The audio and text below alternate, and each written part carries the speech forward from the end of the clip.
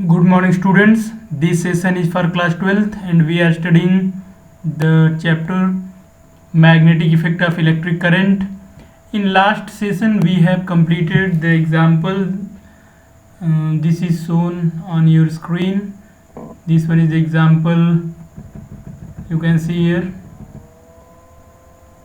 Example 4.8 of this chapter. We have completed this question in last session. Okay, and also the Ampere's circuital law. Okay, so let me revise the things quickly. You can see in this picture, this one is from 0 to A. This one is the radius of the cylinder, or you can say cylindrical wire. So you can see inside the cylinder, or you can say in cylindrical wire, the magnetic field is proportional to the R. It means it is increasing with the distance from the center of the wire. Now at surface the value is maximum, and outside this wire you can see this magnetic field is proportional to 1 by R. It means it is universally proportional to the distance. Okay, so if this one is wire, suppose this one is wire, so this one is the center axis, you can say, of the cylinder. The wire is looks like this. Okay, this wire is carrying current I. Suppose this one is the center, this one is diameter. So this part, this O, so this one is O and A. So this OA is equal to small a and radius of this wire. Okay, so in this region you can say this one is lies at origin, this one is O and this one is A. In this graph, here you can see. So if this one is x-axis, you can say inside this wire the magnetic field is increasing. It means if you move from this center toward the surface, you will get the higher magnetic field, and the maximum magnetic field will be at this surface of this wire. Okay, so this is very important question. In this process, in this complete process, suppose there is a current carrying wire, then the maximum magnetic field will be at the surface. Okay, and the minimum is at the center, that is 0, and at the very large distance from the wire. So inside you can see this will like this increasing, and this will be maximum at this point, and then it is inversely proportional to the distance, it like this. At infinity it will be 0. So this is the real explanation of this graph actually. Okay, so this is very interesting concept, and I hope you understand. There is very important question. If there is a current carrying wire, then the maximum current is at, so at axis, no it is not. At surface, yes it is at the surface of conductor. Okay, or you can say wire.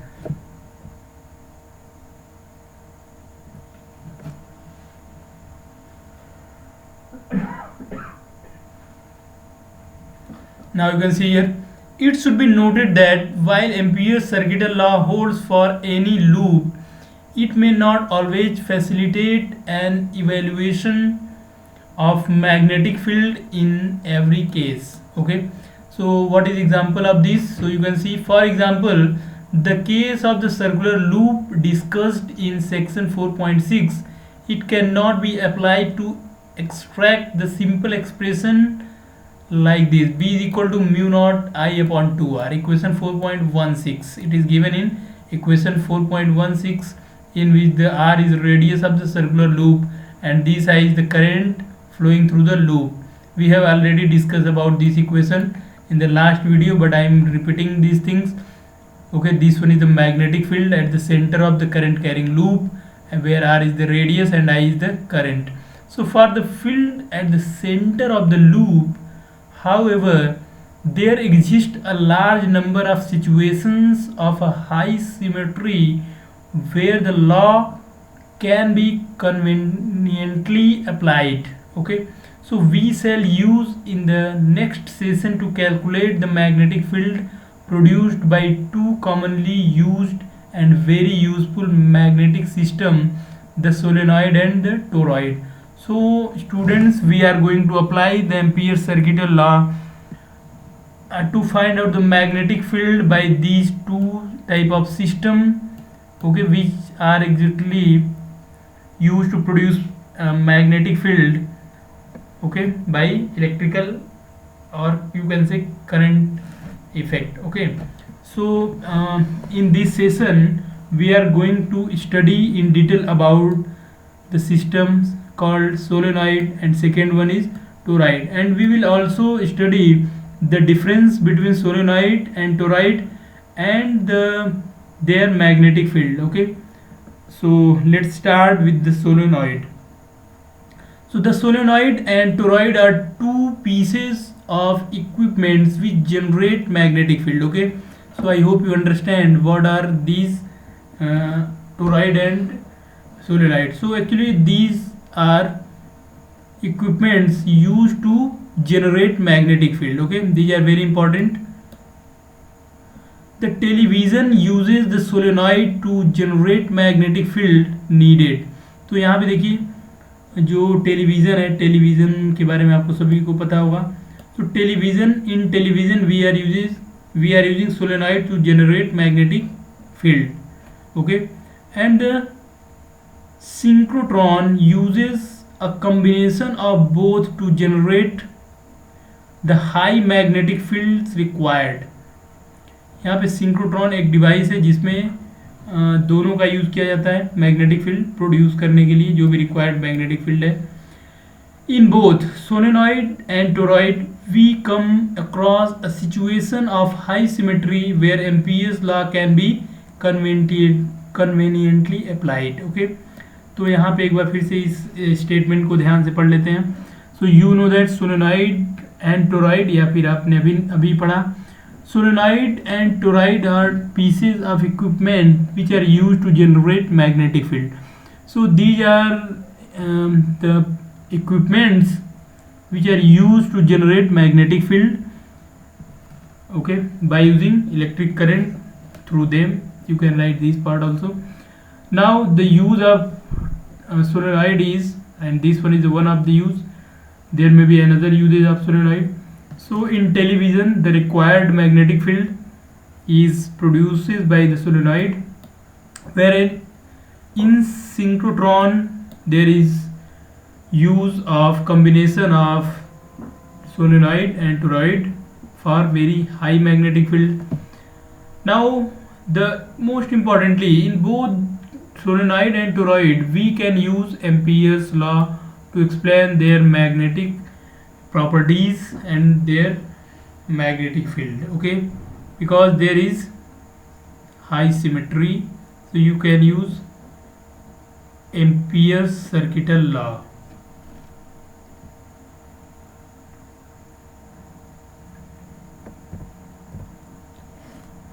Now we are going to study about the solenoid. We shall discuss a long solenoid. By long solenoid we mean that the solenoid's length is large compared to its radius. It consists of a long wire wound in the form of a helix where the neighboring turns are closely spaced. So each turn can be regarded as a circular loop, and the net magnetic field is a vector sum of the fields due to all the turns. Enameled wires are used for winding so that turns are insulated from each other. So what is meaning of this statement? Student, you have learned about solenoid in class 10th also, but we are going to understand the structure of the solenoid here. So you can see this one is the cylinder. Okay, Now if you can now you can wound wires on this cylinder, and each turn behaves as a circular current carrying loop. Okay, so this one is the structure, or you can say कि ये इसकी बनावट है. This one is solenoid. By means of long solenoid means the area, you can say this one is the area, cross sectional area, और you can say ये जो wires हैं circular loop जो बना रहे हैं उनकी जो रेडियस है that should be very less as compared to the length. Length means this is the length, this is length. Okay, this is length of the solenoid, and this is the radius. Radius means radius of each circular turn is radius. So let me repeat this statement so you will be able to understand this structure easily. So I hope look this structure carefully, and I am going to read this statement so it will be more clear to you. So we shall discuss a long solenoid.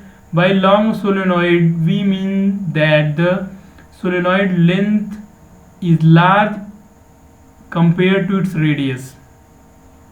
It consists of a long wire wounded in the form of helix, where the neighboring turns are closely spaced. So each turn can be regarded as a circular loop. यहाँ पे देख सकते हैं.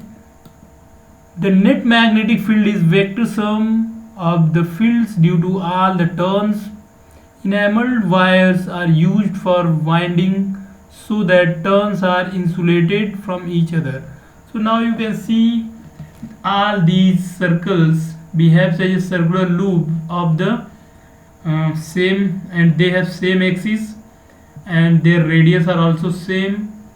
And you can see the last line, enameled wires are used for winding so that turns are insulated from each other. So if there is two circular loop, you can say these two. So both, and if these two have same axis, you know that the magnetic field at any point on the axis of the current carrying loop is along the axis of the loop. So this magnetic field due to first one is along the axis of the loop. Now the current in second one is such that the magnetic field is in same direction. Then both these magnetic fields are added together. Now suppose there is another circular loop and current is such that the magnetic field is in same direction. Now suppose there is another turn. So if these all produces magnetic field in same direction, the net magnetic field due to all these turns are in one direction, and it will be very high. Now the turns of the solenoid behave same as given in this example. So the magnetic field due to all these circular loops are in same direction and along the axis of these circular turns. So the net magnetic field will be very high and along the axis of this solenoid. Okay, so in this diagram you can see due to all the circular turns, you can see the magnetic field inside the solenoid. This is the magnetic field lines for solenoid. Okay, you can see here for different turns. So this is the magnetic field line inside the solenoid. Okay, so let me explain about these pictures. So in figure 4.17a, the magnetic field due to the section of solenoid which has been stretched out for clarity. Only the exterior semicircular part is shown. Notice how the circular loops between neighboring turns tend to cancel. तो यहाँ पे आप देख सकते हैं ये है magnetic field line. Second figure जो बी है इसमें the magnetic field of finite solenoid. तो ये है मैग्नेटिक फील्ड लाइंस, ये आपको दिखाई दे रहे हैं, ये मैग्नेटिक फील्ड लाइंस हैं क्योंकि यहाँ पे बहुत सारी लाइंस इसके अंदर से पास करेंगी, बट जो नेट आपका जो स्ट्रेंथ है वो सेंटर की तरफ मैक्सिमम होगा। Okay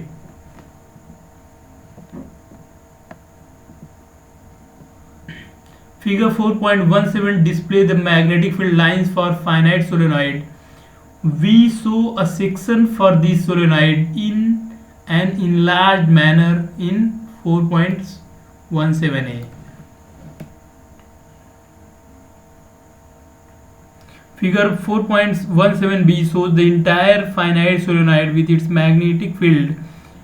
In figure 4.17a, it is clear from the circular loops that the field between two neighboring turns vanishes. And in figure 4.17b, we see that the field at the interior midpoint P is uniform. So you can see here strong and along the axis of the solenoid. So you can see in this part, you can see the nature of the magnetic field. We see that the field at the interior midpoint P is uniform, strong and along the axis of the solenoid. The field at the exterior midpoint Q is weak and moreover is along the axis of the solenoid with no perpendicular or normal component. As the solenoid is made longer, it appears like a long cylindrical metal sheet. So if it is very large, it behaves like a metallic cylinder. Okay, in figure 4.18 you can see this. Represent this idealized picture. The field outside the solenoid approaches zero. Here this part is outside the solenoid and this one is the interior. We shall assume that the field outside is zero and the field inside becomes everywhere parallel to the axis. So in this picture 4.18, this is very important to apply the Ampere's circuital law and to find out the magnetic field due to the solenoid and inside the means interior. Okay, so you can see a figure 4.18. The magnetic field of a very long solenoid, we consider a rectangular Amperian loop ABCD to determine the field. So now these are the outer surface and the closed loops are not shown in figure, but the magnetic field, this is actually the resultant magnetic field due to all the current carrying loops. Okay, so the net magnetic field is shown in this figure and this is taken as the parallel to each other for very large, or you can say very long solenoid, and we have already discussed what is meaning of long solenoid. Okay, so to solve this problem, it means to find out the magnitude of magnetic field at any point inside this solenoid, we are taking a rectangular Amperian loop and that is given by A, B, C and D. You can see here. Okay, so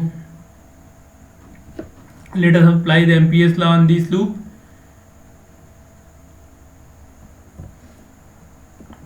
So consider a rectangular Amperian loop ABCD. Along CD the field is 0. So now let us see. Let me read this statement and I will explain the things from the diagram or figure 4.18. Okay, so along CD the field is 0 as argued above. Along transverse section BC and AD the field component is 0. Now thus these two sections make no contribution. Let the field along AB be thus the relevant length of Amperian loop be L is equal to H. Okay, so let me explain these things in the figure shown in 4.18. So you can see the Amperian loop in this picture is AB, then BC, then CD, then DA. This is a rectangular loop. Now the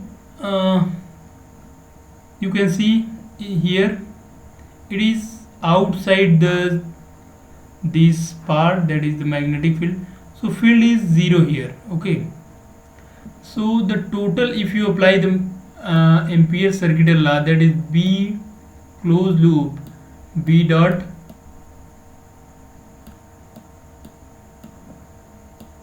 dl,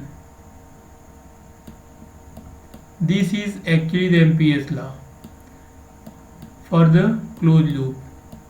Now this integral we can break in 4 linear parts, so you can integrate this over the AB. You can say A, B, now B dot dl. So this will be a line integral to complete this closed loop, and this one is B dl.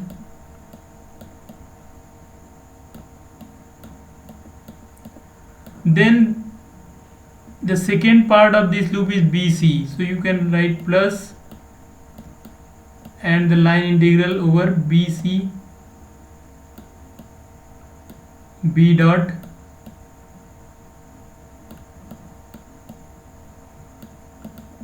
dl,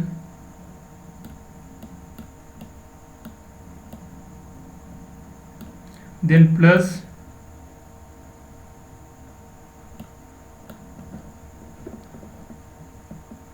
on CD, you can see C D, this one is the third part of this closed integral, and this one is again B dot dl.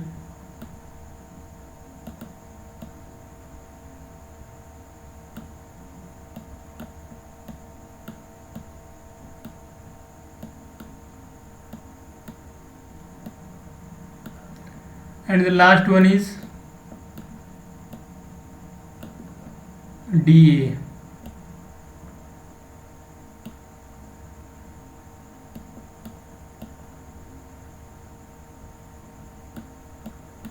And that is also B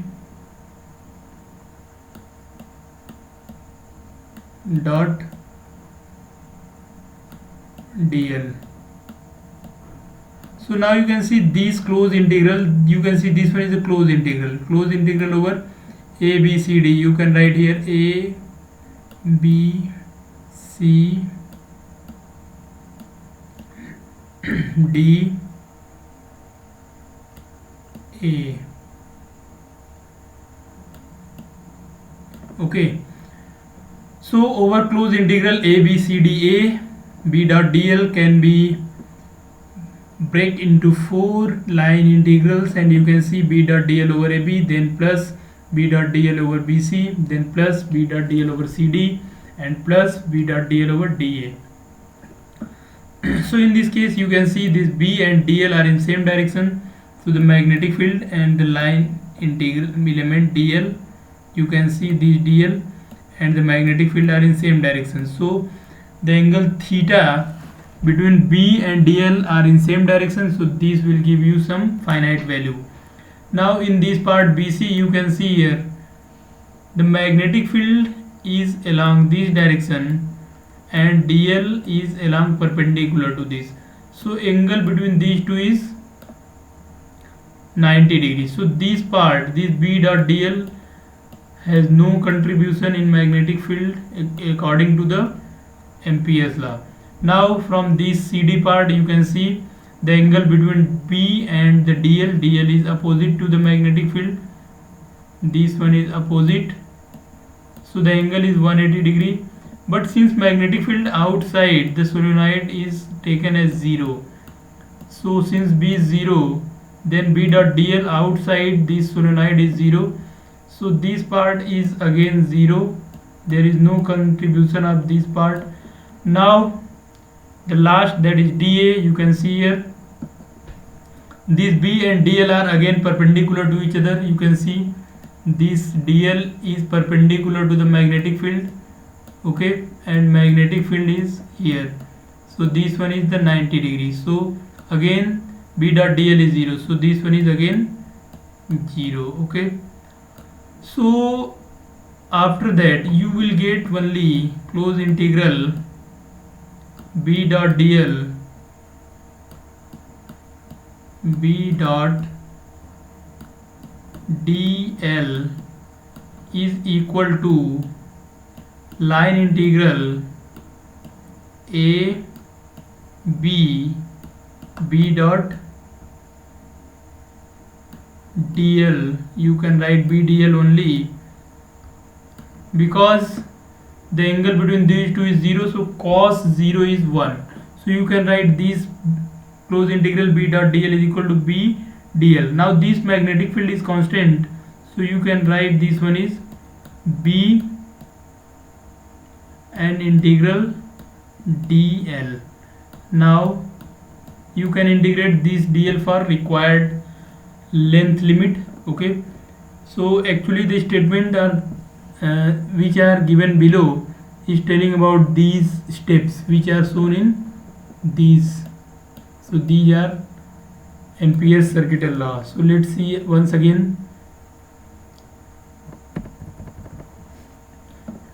So now you can see, consider a rectangular Ampere loop ABCD. Along CD the field is 0 as argued above. Along transverse section BC and AD the field component is 0. Thus these two sections make no contribution. Let the field along AB is B. Thus the relevant length of the Amperian loop is taken as h. Okay. Now if n be the number of turns per unit length, then the total number of turns are nh. Okay, I hope you understand. If per unit length there is n turns, then total length of the solenoid is taken as h. So total number of turns is n into h. The enclosed current is I is equal to I into nh. If I is current in each turn, then total current is I into total number of turns, that is I and h, where I is the current in the solenoid. Okay, or you can say in each turn of solenoid. So from Ampere's circuital law, B dl is equal to mu naught E. Okay, now this one is the Ampere's circuital law. Since closed integral of, you know that this closed integral, sorry,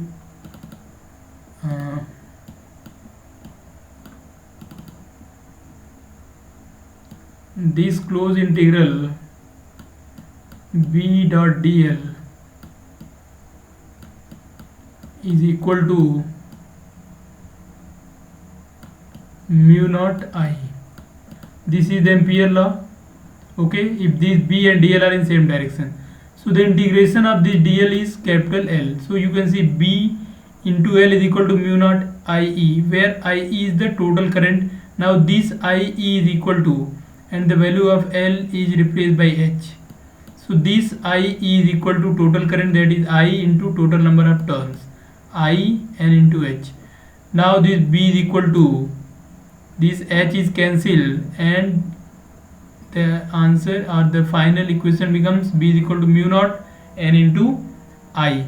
So you can see this one is the permeability of the free space. It means N is number of turns per unit length and I is the current flowing through the solenoid. This will give you the product of these three, give you the magnetic field inside the solenoid.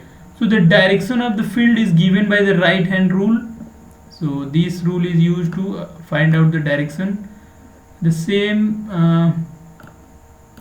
rule is used in current carrying loops, and the application is also same. So you can apply for any one of the loop, you will get for whole solenoid.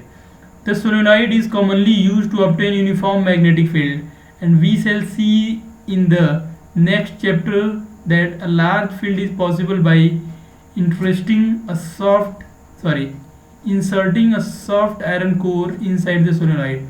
So if you want to find out the very large magnetic field at the place of mu naught Ni, you can insert a soft iron core inside the solenoid. It means if you insert a soft iron core here, let's see the geometry. if in this portion you insert a soft iron core, the magnetic field inside this solenoid becomes very high. Okay, so students, I hope you understand what is solenoid, what is use of solenoid, and the formula for magnetic field inside the solenoid. Okay, I hope this session becomes very useful for you, and it will help you to understand the concept of solenoid, and also to solve the application based questions based on this topic. Okay, so thank you for watching, and try to revise the topics at least 3-4 times, then it will be more beneficial to understand the concept in more deep way. Okay, thank you once again.